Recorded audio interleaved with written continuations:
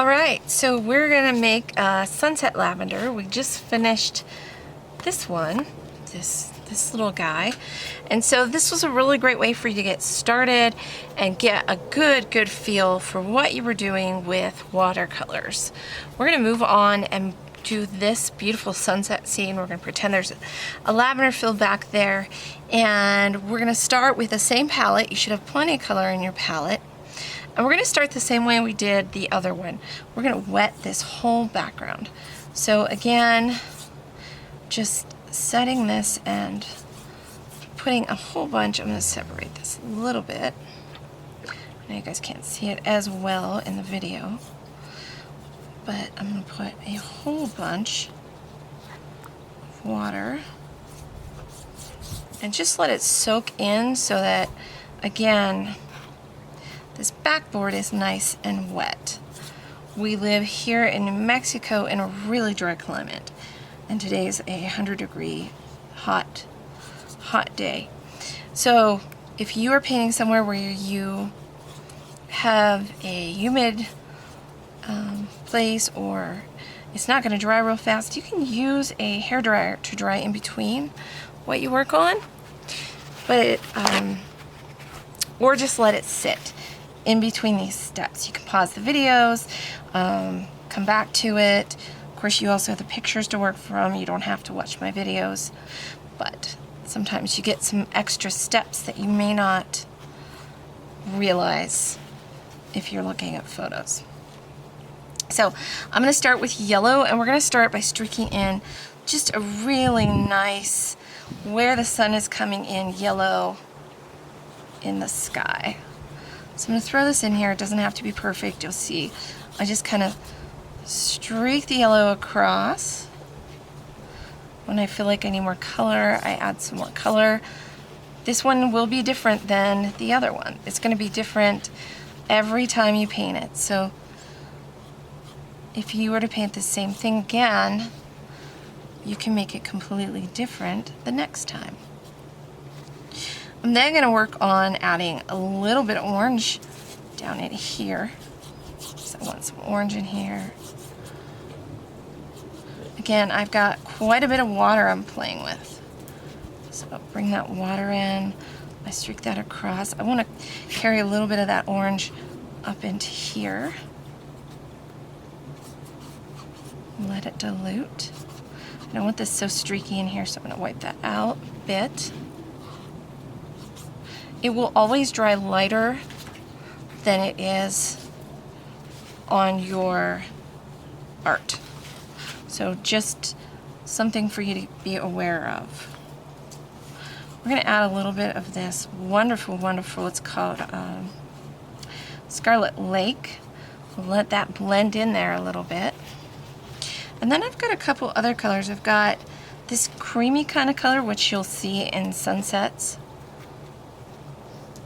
So you can put some of that in there. Put some up in here. I'm going to bring a little more, maybe some of that in here a little bit, or I might just streak some in there. And then you even have some white. So if you want, I would really limit what you do with the white. It will get creamy really fast, like too creamy, creamier than you want it to be. But it will blend really well and lighten up the yellow nicely. So the yellow is a great place to put it in. And then I want just a hint down below. Actually, do a little bit of this blendy color down below. And I'm going to start to put some purple. Now I'm going to mix these two. I have that purple and then the lavender somewhere in between. And again, this is really watered down. I want it to blend in. I don't want it to take over. So I just kind of blend it in. Don't worry about your lavender stalks. We're going to paint right over those. You'll notice I put some purple clouds in here. So while this was drying, this is still very wet. I'm going to take some of my purple and I'm actually going to mix some of this lavender again into it. And I'll start to get a feel for how it's going to sit up here at the very top. Because clouds are gonna get, richer to that night sky blue in a sunset along the top. And then I might add, let's say we have some clouds that are peeling and peeking in here.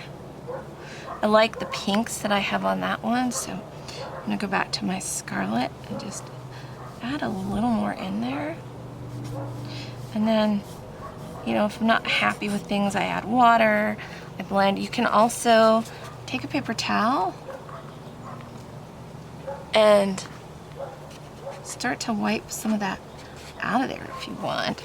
And then you can add some more color. So let's say I want it a little more really bold clouds in here. I'm just gonna lay that in there. And then I'm gonna kind of blend out underneath and let those be what they are. I'm gonna say, okay, well, I've got some kind of a cloud going in here.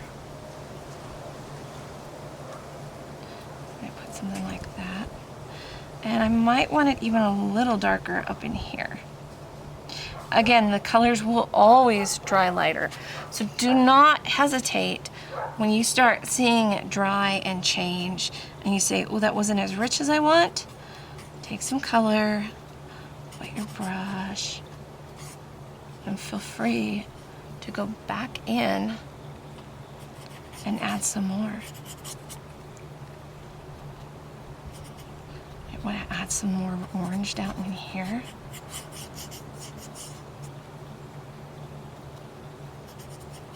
So again, I started with the yellow, okay, and really laid in yellow. I added some orange. I added some of this Scarlet Lake in here. Started to mix these two, the lavender and the dark purple, and lay some night clouds, some shadow underneath. Maybe there's the sandias back here. You could go in and kind of put the hint of a mountain range back in the back. Something else that you can do. You can add another little cloud or a couple streaks right in here. The drier it is and the drier your brush is, the drier the background is without water, the less it will fuzz out or bloom. But you also have to run a fine balance between not enough water and it getting streaky. So it's going to be personal preference. It's going to be what you really want to see in your painting. Feel free to experiment. You can always add like light layers of color at a time.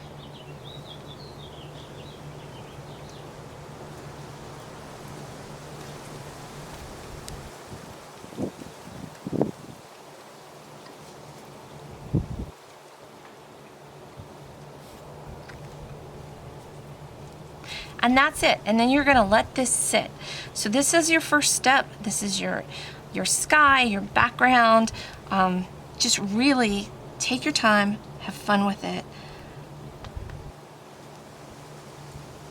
and enjoy making your sunset. Step number 1, just adding a little bit of white in here.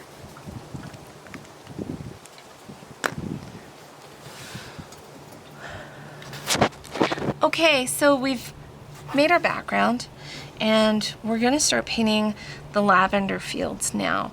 And if you've already done the other one, it is very similar from here on. Basically, we're going to start with purple and then the light lavender. We're going to put some color down below, and this one's going to have a little more purple than the other piece that we did. So again, start with your dark purple. Now I'm going to start at the base, or maybe in the middle where I think it might be driest, so that I don't bloom that purple out. It's not the end of the world. I tend to be a little impatient. and I don't wait not long enough for it to dry. So I'm using these to show me where the buds are, and I'm building some shape and shadow. I'm basically just putting some dots down, purple dots. That's all we're doing, is we're adding little purple dots.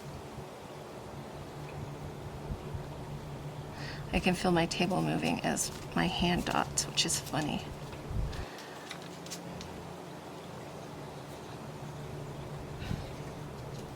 If I think that I'm a little too even patterned, I try to do like a little clump or space it out a little bit with just a few so that I can vary it more. So again, we're trying to establish a little bit of shadow behind some things. We will bring more purple in later after we do some color on top. So right now, I just want you to have fun adding purple dots. So see, I connected some of these to make a little less of a pattern, and it feels a little more spontaneous.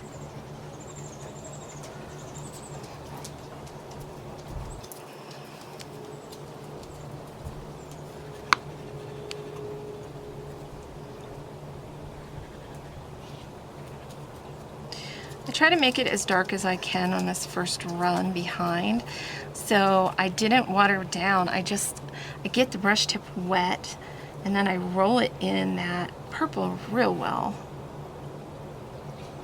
If you feel like this brush is too big, there is a small brush in your kit, and I'll pull, it will be more like this, and you can get more detailed on there. It's going to take you a lot longer. But everybody paints differently, and you may like that a little better, to be closer detailed and more specific. I'm kind of a crazy wild throw the color down and see what happens.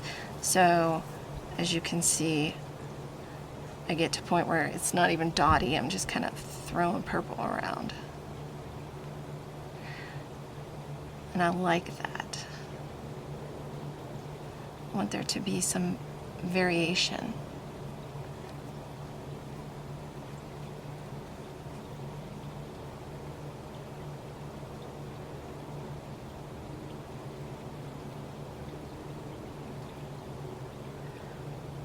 I can hear my dog. He's so hot. He wants to be out here with me, but he's a brown Labrador, and it's 100 degrees, and he is just miserable. And I really wish he would go inside and in the cool air and chill out a little bit, but I love him to death. He's my baby. So he is by my side where he usually is when I'm home. Now I've got like a little thing on my brush tip. I'm just gonna pull at that and see if I can get it out. If you get something like that, just pull it out. Now my fingers are purple on my left hand.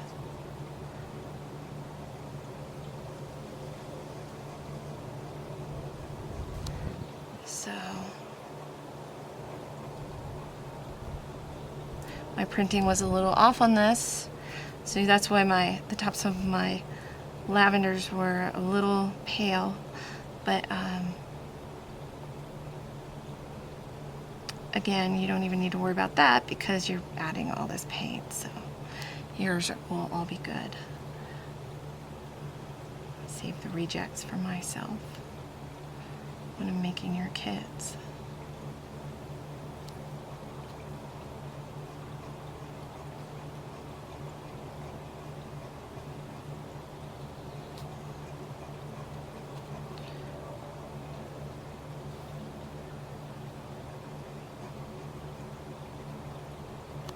Now I can tell my board is drying because it was a little bit bowed. when it got wet, and now it is completely flat.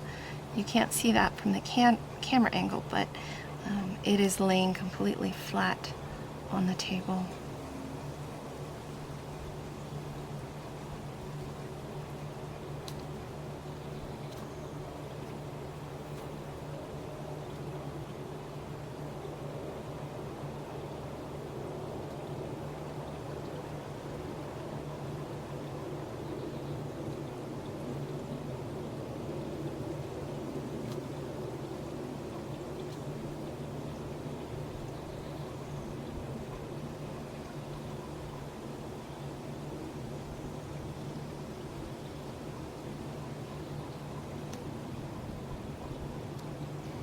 And that is your purple, which is your second step.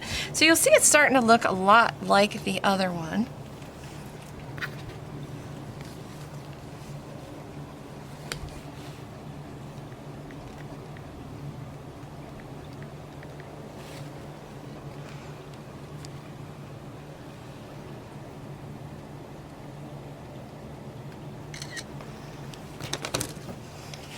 And I'm gonna come in now and add a little bit.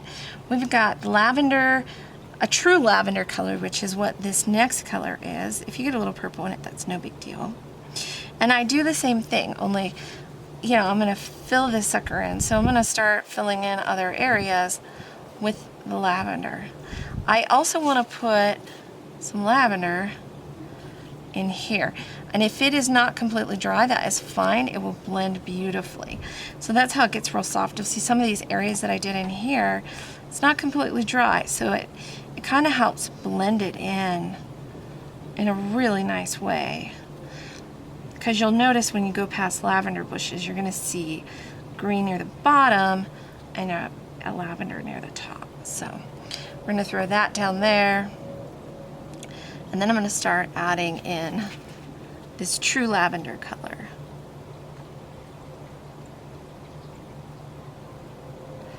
Now if you want to get really wild when you paint yours, if you watch the video first, you could put a mountain in and it would look like the Sandias.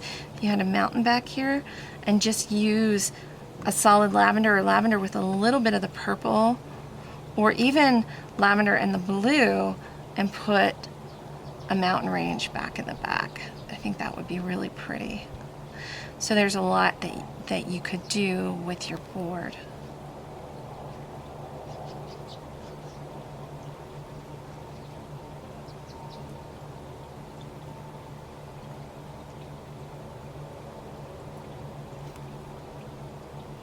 Oops.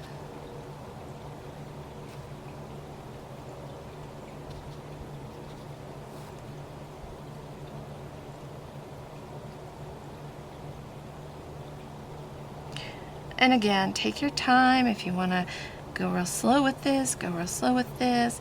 If you want to do like I'm doing, where I'm just general area.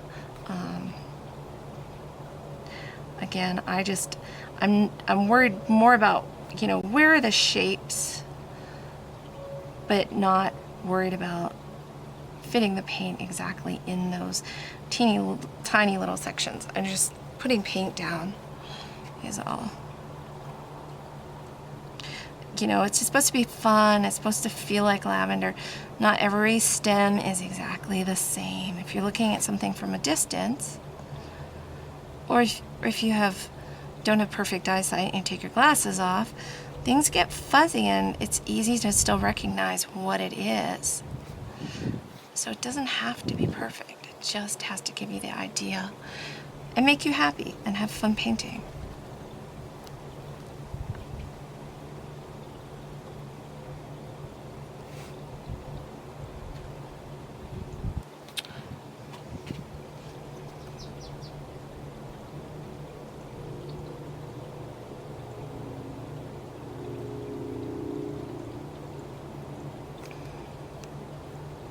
Sometimes I'll leave little sections. We're going to add a little bit of green next, and then we're going to add some more purple and then some dark green. So pretty close.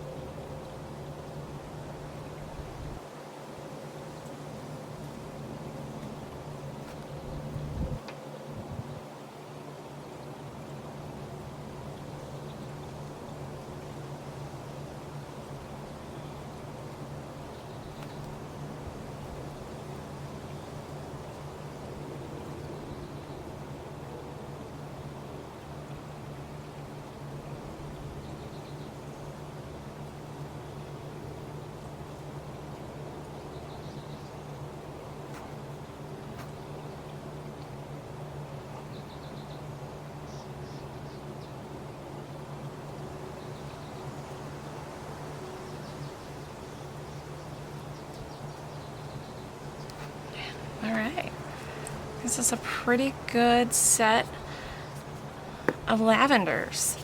So we've got some darks, then I put down the light lavender. And you're gonna see, if you were to paint this again and again, like you'll see my two look different. It's gonna look different every time. Anytime you do something like that when you're painting, you're not gonna match it every time. It's gonna have a little bit of a different character and a little bit of a different feel. I'm gonna use a little brush on this one. We're gonna start putting in some little tiny green bud parts. So I'm not gonna put them everywhere. I'm just gonna put a hint of them here and there in the stems. At the base of each of the little lavender flowers, you usually see this little bit of green in there. And so that's what I'm putting in the bottom of the flowers. I also want to use this color to start laying in the base of these stems. So that's why your fine brush is a really good brush to do this with. You're just gonna do some of that. Throw a little green in there. It doesn't have to be a lot. My dogs. I heard somebody in the neighborhood.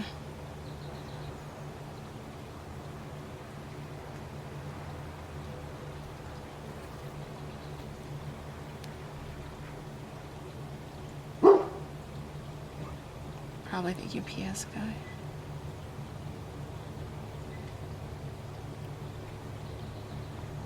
Now if you get too much green on here and you don't like it, don't worry, because we're going to do a final touch of purple, the dark purple again on top. So, like I said, don't panic. It's not a big deal.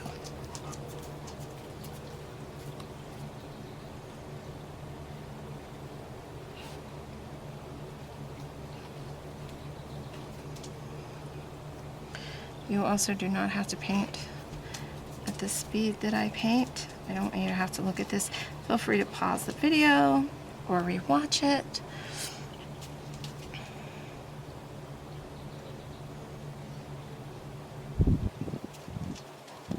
I just don't want it to be torturous for you to watch the video, so try to go a little bit fast.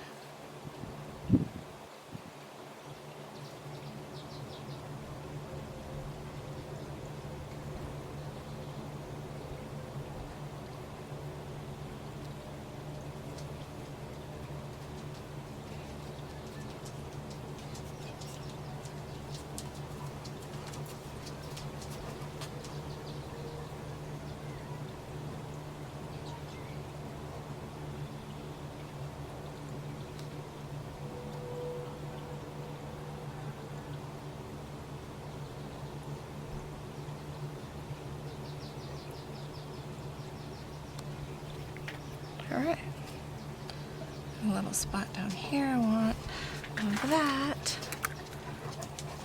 So now we've got a little bit of that mint green. We're going to put some more darks in next. We'll give that green a little bit of chance, but I am going to add some purple. What I meant to say is a chance for it to dry. So I'm going to go back to my other brush, a little more purple, and just everywhere I think it might just need a little bit. You can even mix some, take some of that, mix with that, and make a whole new purple, which is kind of nice. Throw some of that color on there.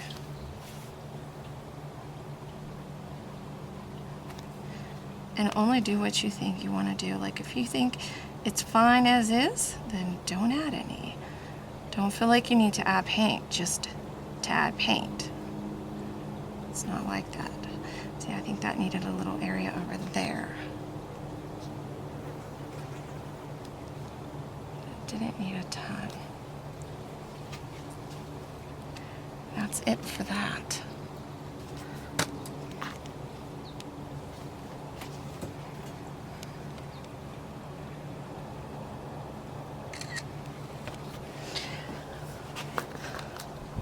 All right, so I'm gonna go back to this green, this green, it's called green gray. And I want to put some more shadow kind of lines in the stems. So I'm just gonna kind of throw some of it in there.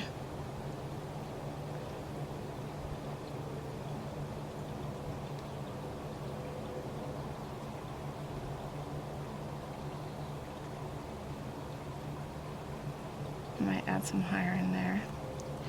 And then this is a really good chance, even if you want a little darker, pick up some of that purple to make a darker color. And you can put a little more darkness down in there. Of course, a bigger brush helps. I'm using that little brush, so I'm gonna grab some of that, a little bit of purple, and just let it soak in and get nice and wet in the bottom. Now once your piece dries completely, you can sign it. If you have a white marker, you could sign it over a dark area, or you can leave it unsigned. The whole piece is 5 by 7. You'll see I just put it in a little, very inexpensive little frame. And you can set it out in the spring or give it as a gift. You know, paint it with your friends for a nice memory. That's really all there is to it. Have a great time making some watercolors.